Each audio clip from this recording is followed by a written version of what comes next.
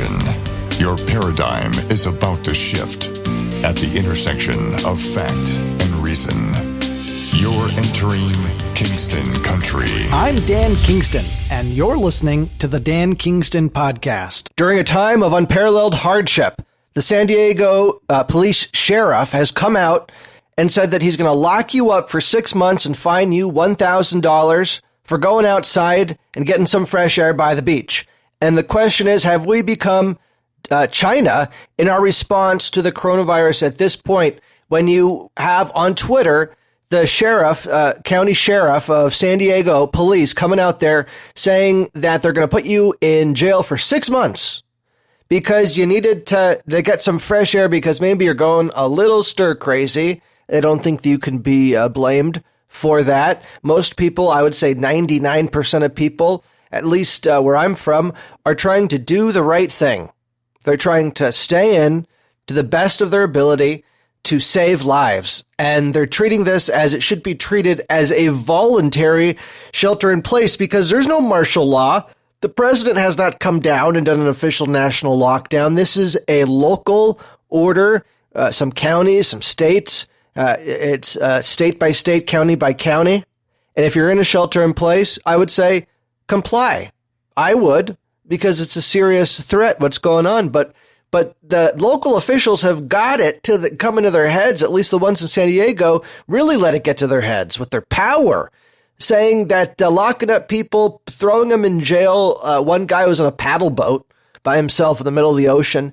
They got resources, used lifeguards and police to lock that guy up. They're giving people that are getting fresh air, just walking towards the beach, threatening them with 6 months in jail and broadcasting that all over Twitter.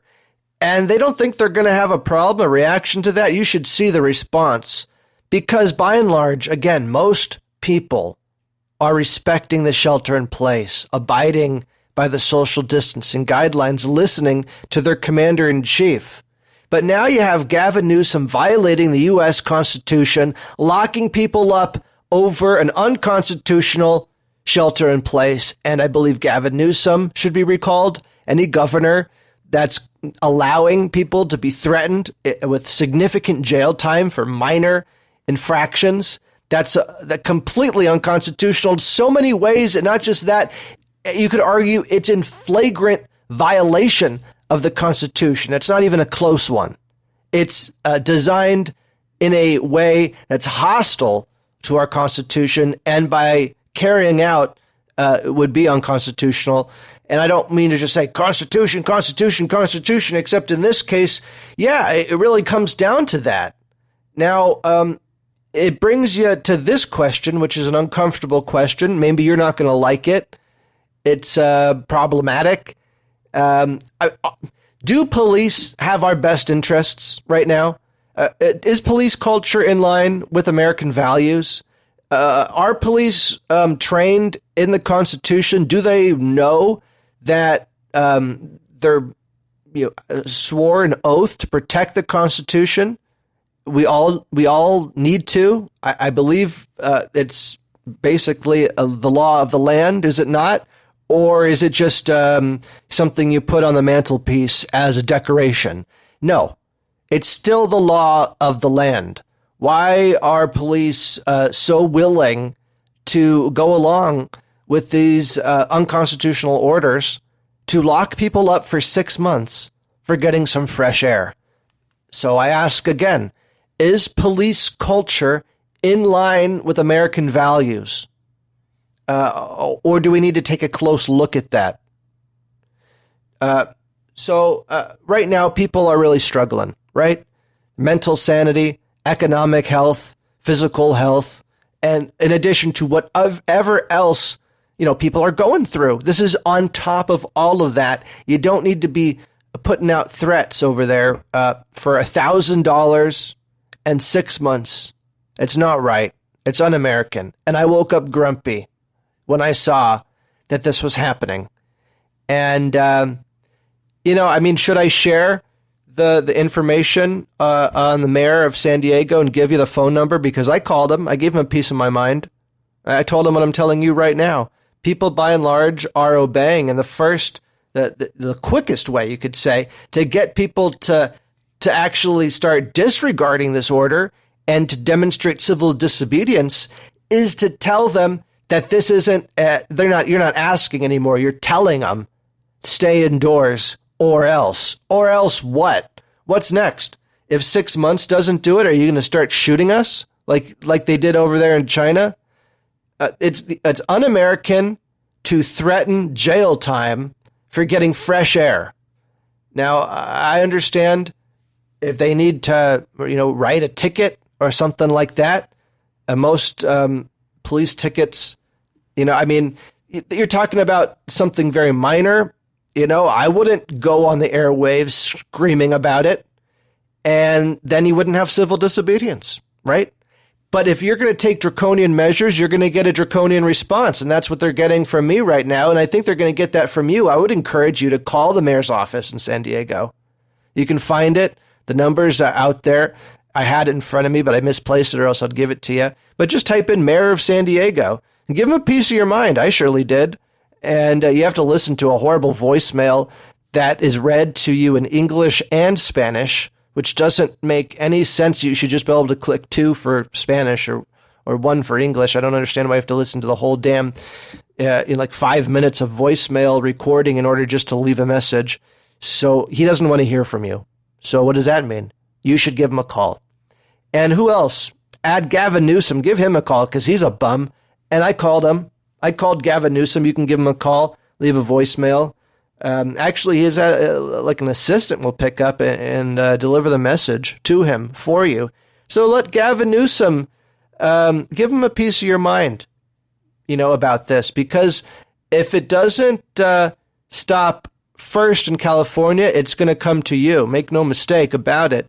Your state is next. It starts local, and then it goes up to the state level. And the question in my mind is, will President Trump be forced into issuing a national lockdown? Because that would be martial law. The Supreme Court, by and large, would support that. If the president's calling for it, that is in the Constitution. It's just that governors and local county officials, I don't see how they can issue an order like that, that you have to, abide by with such strict penalties for just getting some fresh air. So, look, I tend to make enemies. It's probably going to get me in trouble one day, but I'm a talker. I talk, and that's what I do. And so I guess it's going to get me in trouble. Look, I don't have money. I don't have power besides, this microphone, which is, quasi power at best. But I can write and I can talk. And historically, that means trouble.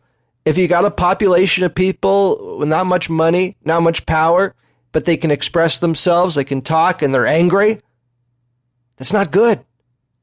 And I think you will have civil unrest. You are going to have civil disobedience. If other states follow what San Diego's doing, if other cities don't get the memo that this is a voluntary shelter in place, that the culture of America is not draconian lockdown, it's a self-sacrifice that we all are called upon. And most of us, 99% of us, we abide by that. So what's your take? Have I been a little bit too harsh on the San Diego police, or not harsh enough? There is no safety in the absence of liberty. And in fact, the more individual liberty you have, the less safe you may be in certain circumstances, but it's no trade-off. You can't give it up. The founding fathers gave us individual liberty, not because they thought it was going to protect us from every single bad thing that could happen to us. No, they gave it to us so that we'd be free to pick our own destiny. And freedom is worth being a little bit less than safe. Wouldn't you agree with that? What would you rather choose? Would you rather choose freedom, or would you rather choose safety? And you say you like both. I know. Well, we all like both. right? That's what we're trying to do, a balance, aren't we? But we started off in the caves, didn't we? I mean, weren't we like cavemen originally? We were cavemen. Why aren't we in the caves anymore? It seems to me that humanity made a choice a long time ago that we wanted liberty, we wanted freedom, and we were willing to leave those caves because getting eaten by a lion, at least it's something to do. At least you're free to do it. And it got to have gotten really boring in those caves. Not much to do. Eventually somebody said, hey, I believe in freedom. He went outside the cave and he got eaten by a lion. Maybe that set back the cause 1,000 years. Who knows? But eventually more people got up the courage and they left the cave. Are we back into caveman times right now? When will we get stir crazy enough to leave our caves and willing to take that risk of getting eaten by the lion, which you could say is the coronavirus, is no lion at all. And when you realize it's not a lion, and it's just kind of like a little pesky mosquito that is in fact making many people sick, just like Zika. Remember Zika virus? What happened to Zika virus? Zika virus, remember? Well, Zika is out and Corona is in. Be scared. Be very scared. Stay in your house or else get fresh air and you are subject to 6 months in jail. If political ideas were rated the way movies are, maybe my ideas would land somewhere near hardcore porn. What do you think about that? So is this a hardcore porn podcast? No. But do I put a warning in the beginning of the podcast? Yes. Because I'm talking about ideas that might not be politically correct. I don't know why we're living in a society right now so willing to throw the Constitution out the window and so willing to be ruled by people that seem to have a complete disregard for the law of the land, which is the Constitution. Do they even know? Maybe we all need to take a school in the Constitution. I will. I'm gonna read it up a little bit more so that I can tell you exactly how this is unconstitutional in exact ways. I mean, there's so many different ways it's violating the Constitution, and there's no way anybody who's fair and honest would believe that the Supreme Court would uphold 6 months in jail for someone who got some fresh air at the beach. So the fact that that a police officer, a county police officer, would actually tweet that they're going to do that, threatening to lock people up for 6 months for getting fresh air by the beach, that seems to me that's not just unconstitutional. It's like an attack on the Constitution, because you know if it was taken to the Supreme Court, they would not uphold that. Everybody knows that. So what are they trying to do? They're trying to scare you into submission. That's not a tactic. That's not an American tactic. That's a Chinese tactic. That's an evil tactic. And I predict that there's going to be some changes over in San Diego. This police supervisor, county official, what's his name? Let me give you his name so you know what to look for. San Diego Sheriff. Oh, he hides behind his Twitter handle as San Diego Sheriff. He doesn't even... Bill Gore. Sheriff Bill Gore. Official San Diego County Sheriff Department. Okay? Let him know what you think. Is he doing the right thing here, locking people up for 6 months? No, he's not. And he's likely going to have to resign. Kingston Country. You've been listening to the Dan Kingston Podcast.